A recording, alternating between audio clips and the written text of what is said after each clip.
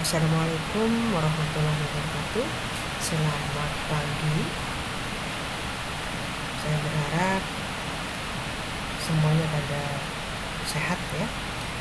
Sekarang mulai lagi turun hujan. Tingkatkan imun, tetap jaga protokol kesehatan. Baik, pada pertemuan hari ini kita masuk ke materi berikutnya yang akan membahas mengenai jenis penyakit yang ditularkan oleh tikus dan prinsip pengendalian tikus. Nah, pada materi ini saya lebih menekankan pada upaya fumigasi, terutama pada kapal. Jadi ini biasanya dilakukan oleh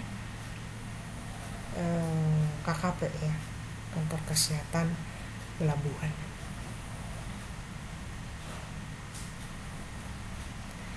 Nah, berbicara mengenai penyakit yang ditularkan oleh tikus di kapal dan cara penularannya, yang pertama adalah pes.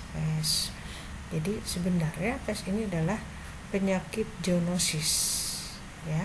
Jadi penyakit yang sebenarnya diderita oleh hewan pengerat dalam hal ini tikus. Nah, kemudian penyakit yang diderita oleh hewan tersebut dapat ditularkan ke manusia sehingga dikategorikan sebagai penyakit zoonosis.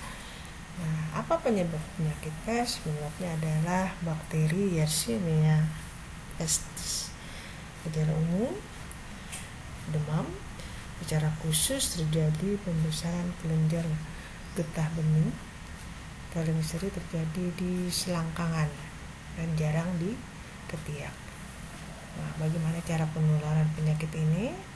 Penyakit ini menular melalui gigitan pinjal ya. Jadi pinjal ini hidup di tikus. Nah, nama pinjalnya Synapsella copis Wilek irritans ya, yang ada di tikus. Masa inkubasi kurang lebih 1-7 hari. Penyakit ini menular dan dapat mewabah. Nanti di slide berikutnya akan dijelaskan bahwa penyakit ini merupakan salah satu dari penyakit yang masuk kategori penyakit karantina. Baik, yang kedua adalah salmonellitis. Jadi kalau lihat dari namanya, maka penyebabnya adalah bakteri Salmonella typhimurium atau Salmonella enteritis. Ya, gejalanya lebih kepada gangguan perut ya, gastroenteritis, diare, mual, muntah, juga disertai dengan demam ya, diikuti oleh kekurangan cairan atau dehidrasi. Untuk cara penularan, bakteri tersebut dapat menginfeksi hewan dan juga manusia.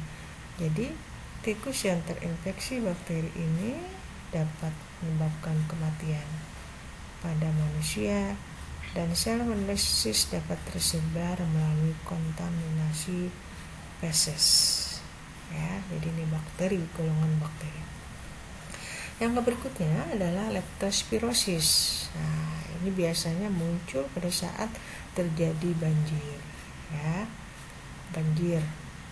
Nah, kenapa? Karena bercampurnya kencing tikus di dalam air tersebut. Dan air yang dibawa air banjir ya maksudnya. Jadi penyakit ini dikenal dengan nama kencing tikus dan termasuk infeksi akut. Penyebabnya sama, bakteri Leptospira. Gejala penyakit sakit kepala, terdapat bercak merah di kulit, juga disertai demam dan nyeri otot. Untuk cara penularan, kencing hewan yang terkena penyakit dan hal ini tikus masuk ke dalam genangan air yang ada di sekitar kita. Jika kita terdapat luka di kaki ataupun tangan pada saat kondisi kita sedang tidak fit ya, kondisi sedang turun, imun sedang turun, maka bakteri tersebut masuk ke dalam tubuh dan yang dimasuk itu dia akan tertular penyakit ini ya. Nah, yang berikutnya adalah murine typhus. Yang penyakit ini juga disebut dengan tipes endemik. Penyebabnya Rickettsia tipi atau Rickettsia museri. Gejala yang ditimbulkan kedinginan, sakit kepala, demam dan nyeri seluruh tubuh, juga disertai dengan bintik-bintik merah atau bintil-bintil merah yang akan muncul pada hari kelima hingga ke-6. Untuk cara penularan, melalui kotoran kutu pada tikus yang masuk ke dalam luka gigitan tikus ataupun luka lainnya yang ada di kulit kita. Ya. Yang kelima adalah rabies. Jadi penyakit ini adalah penyakit yang menyerang sistem saraf pusat. Ya. Gejalanya khas, yaitu penderita takut air. Karena itulah disebut rabies ini dengan istilah hidrofobia. Jadi kalau dia lihat air, dia langsung ketakutan. Ya. Gejala awal gelisah dan tidak merasa nyaman. Dilanjutkan dengan gatal di sekitar luka, menimbulkan panas, nyeri, sakit kepala, terjadi kesulitan mengelam, demam, bahkan kejang. Untuk cara penularan, ditularkan oleh tikus yang menyebar melalui gigitan. Ya. Nah, berikutnya red bit fever. Jadi penyebab ini adalah gigitan tikus yang mengandung bakteri. Gejala yang ditimbulkan sakit kepala, muntah, kedinginan, demam. Masa inkubasi selama 1 hingga 22 hari. Lama ya. Yang berikutnya scrub typhus. Jadi ada sejenis penyakit tipes, namun penyebabnya disebabkan oleh Arentia setsugamushi. Cantik sekali namanya ya. Gejala yang ditimbulkan oleh penyakit scrub typhus ini adalah demam, sakit kepala, nyeri pada bagian ketiak ataupun pangkal paha, kemudian terdapat gatal ya, dan ini sangat mengganggu manusia. Untuk cara penularan melalui kotoran tungau ya, kotoran tungau yang mengenai luka di kulit, termasuk luka akibat gigitan tungau yang hidup pada tikus. Jadi di tikus itu banyak sekali ya hidup ya, ada bakteri, ada tungau yang menyebabkan tikus itu sakit ya, seperti itu. Selanjutnya itu adalah hantavirus. Jadi penyakit yang berasal dari nama sungai di Korea, yaitu sungai Hantan Korea ya. Gejalanya telapak tangan berkeringat, muncul demam, kencing berbusa, dan menyebabkan sulit dalam hal ini bernafas dan dapat menyebabkan kematian. Cara penularan melalui kencing, ludah, kotoran serta gigitan binatang. Jadi memang tikus ini banyak menimbulkan kemudaratan ya, banyak menimbulkan hal yang tidak bagus untuk kehidupan manusia. Yang berikutnya penyakit yang disebabkan oleh tikus yaitu trichinosis. Penyebabnya cacing apa? Trichinella spiralis. Jadi penularannya larva dan kista cacing menginfeksi otot dan usus halus tikus atau babi. Dalam hal ini kita fokuskan ke tikus ya. Jadi cacing ini masuk ke dalam usus halus tikus, kemudian infeksi terjadi pada tikus karena makan sisa daging babi setengah matang pada sampah ya. Makanannya kan sembarang aja ya. Nah, sedangkan kalau babi sendiri kok bisa terinfeksi karena pakannya atau makanannya yang terkontaminasi feses tikus. Jadi bolak-balik seperti itu. Nah, manusia yang mengkonsumsi daging babi yang mengandung cacing dapat tertular penyakit ini atau penyakit trichinosis. Rodent-borne hemorrhagic fever. Jadi penyakit ini disebabkan oleh virus dari kelompok arenavirus. Gejalanya akan muncul pada 1 hingga 4 minggu berupa demam, sakit kepala, sakit tenggorokan, batuk mual, muntah, diare, nyeri otot, nyeri dada. Wah, banyak ya, sampai ada pembengkakan pada khususnya pada kelenjar limpa dan cara pengeluarannya disebarkan oleh tikus Nostomis natalensis, kemudian dikeluarkan melalui sekresi ke cairan hidung, feses dan urin tikus. Itu tadi beberapa penyakit yang ditularkan melalui tikus. Ya, kita masuk kepada prinsip pengendalian tikus, khususnya di kapal. Ya, jadi lebih kepada upaya pemitigasi. Jadi kalau berbicara mengenai persyaratan pemitigasi, maka harus ada registernya, registrasi resmi yang diakui baik oleh pemerintah maupun secara internasional.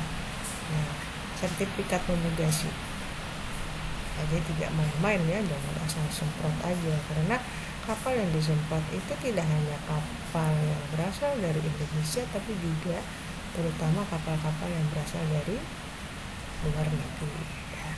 Karena dari luar negeri misalnya membawa penyakit pes, misalnya ada tikus di kapal itu, maka pada saat tidak dilakukan fumigasi atau upaya pengendalian, maka tikus yang mengandung pes tadi ya bisa menyebabkan pandemi di negara yang didatangi. Nah, sertifikat fumigasi ini wajib ditandatangani oleh tenaga teknis kompetensi fumigasi. Jadi beregistrasi semua ya. Untuk tarif disesuaikan seperti itu. Nah, ini prosedur untuk kegiatan fumigasi. Nah, untuk waktu pengendalian tikus, terutama tikus ya, dengan cara fumigasi ini ada beberapa faktor yang harus diperhatikan. Yang pertama, apabila di kapal tersebut ditemukan adanya tanda-tanda keberadaan tikus, ya pasti udah hafal apa sih tanda-tanda keberadaan tikus itu ya. Ada tikusnya yang pasti, ada bangkainya, ada runway-nya ya, ada bekas gigitannya dan seterusnya. Kemudian terdapat seorang penderita penyakit karantina yang bukan berasal dari luar pelabuhan atau wilayah tersebut. Nah, jadi ada orang yang sakit ya akibat penyakit karantina. Nanti seperti saya sudah bilang, nanti di slide-slide berikutnya kita akan berbicara mengenai penyakit karantina. Kemudian terdapat tikus yang berpenyakit pes. Selanjutnya terdapat binatang yang bertulang punggung dan mengandung virus demam kuning yang aktif ya, sama saja ya. Kemudian terdapat wabah dan melalui wabah demam kuning, dan terdapat banyak serangga yang berpotensi menimbulkan penyakit. Nah, hal-hal ini yang harus diperhatikan. Jadi kalau ada indikator mengarah ke arah yang tadi kita dengarkan sama-sama, maka waktunya untuk dilakukan pengendalian. Nah, untuk jenis pemigan dan karakteristiknya yang digunakan secara rumus kimia dan nama dagang ya. Jadi digunakan hidrogen cyanida atau HCN, kemudian karbon monoksida, hidrogen fosfida, karbon dioksida, sulfur dioksida. Jadi fumigan itu sejenis gas ya, metil bromida dan kloropikrin ya. Seperti itu jenis-jenis fumigan yang disiapkan untuk proses fumigasi. Dengan pelaksanaan fumigasi pada saat ini yang direkomendasikan metil bromida, hidrogen cyanida, dan sulfur dioksida atau SO2. Untuk alat dan bahan yang digunakan dalam kegiatan fumigasi meliputi, ini yang penting sekali karena berupa gas, maka seorang yang melakukan upaya atau pelaksanaan fumigasi itu harus dilengkapi dengan alat pelindung diri ya, terutama respirator atau masker. Kemudian diperlukan topik keselamatan, kanister MBAX. Nah, ini bentuknya seperti apa nanti pada saat di KKP, ya. Nanti ada semester, saya lupa semester berapa, nanti kalian ada magang di KKP, jangan lupa ditanyakan ini seperti apa sih Pak bentuknya kanister MBAX ini, ya. Nah, selanjutnya kotak P3K, sarung tangan, sepatu keselamatan, opak, tabung pemadam kebakaran atau ampar, dan alat pernapasan buatan, ya. Nanti kalau nggak bisa napas. Dan alat monitor gas, jadi ada alat yang dapat mendeteksi kebocoran, kemudian alat pengukur konsentrasi, selang kapiler, dan dilengkapi dengan penguras suara, ya, karena ini racun ya, bersifat racun. Nah, obligasi dengan alat aplikasi gas untuk metil bromida, alat yang digunakan berupa selang gas atau hoses, kemudian ada konektornya, kemudian ada pieces, kunci Inggris, kunci T, ya, snakes, masking tape, paper. Nah, ini alat-alat yang digunakan untuk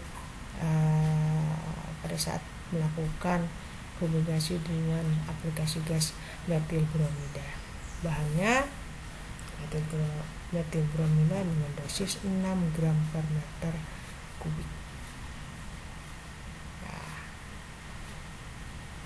untuk hidrogen cyanida, ini alatnya, ya, ada menggunakan pembuka kaleng atau opener, gas masker, alat dekat baterai.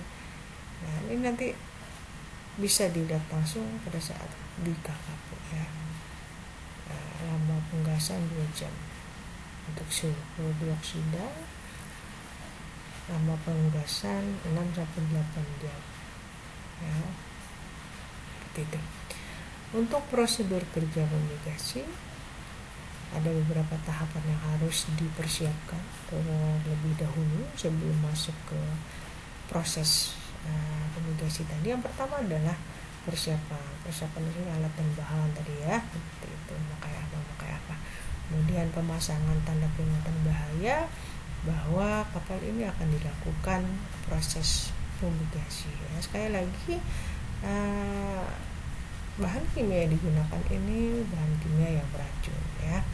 Nah, selanjutnya pelepasan gas atau time exposure, tadi ada yang 2 jam, ada yang 6-8 jam. Nah, itu tadi harus diperhatikan.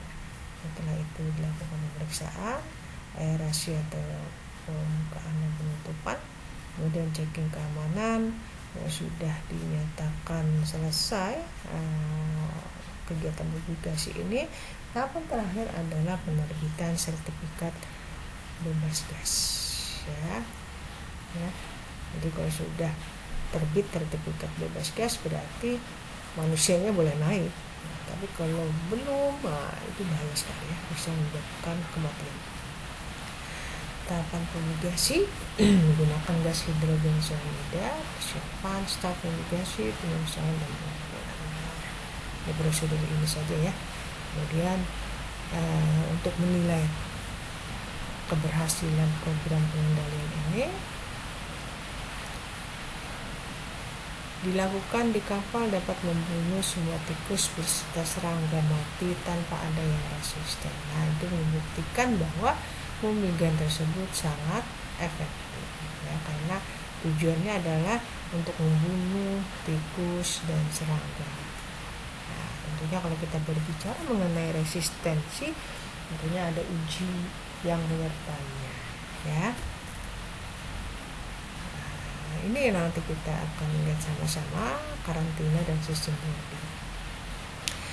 Untuk karantina itu sendiri adalah sebagai upaya pembatasan aktivitas orang sehat ataupun binatang yang telah terpajang atau kasus penyakit menular tertentu yang bertujuan untuk mencegah penyebaran penyakit lebih lanjut.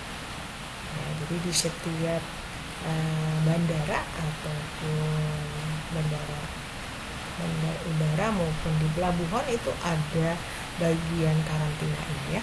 Jadi tidak hanya karantina KKP, ya, tapi juga ada karantina tumbuhan, ya, seperti itu, tumbuhan maupun hewan-hewan selain vektor. Nah, jadi kita mengacu kepada Undang-Undang Nomor 1 dan Nomor 2 Tahun 62 tentang karantina laut, karantina udara, penyakit karantina. Ada 6 jenis, ya, ada 6 jenis penyakit karantina. Yang pertama pes. Nah, tadi di awal-awal saya sudah bilang pes ini sangat-sangat berbahaya sekali, ya. Pada saat terjadi pes bisa menjadi wabah, ya. Pes atau plague, kemudian penyakit kolera, demam kuning, cacar atau smallpox. Jadi kalau ada yang lagi cacaran itu tidak diperbolehkan masuk ke dalam kalau di udara berarti kalau di bandara berarti pesawat, ya. Kalau di laut berarti kapal laut, itu tidak diperbolehkan. Smallpox. Kemudian terdapat tipes bercak wabahi, tipes bercak wabahi atau tipes exanthematicus infecciosa. Nah, Lausbordigus, ini orang-orang karantina udah hafal, ya, bagaimana bentuknya. Kemudian relapse fever atau demam berdarah.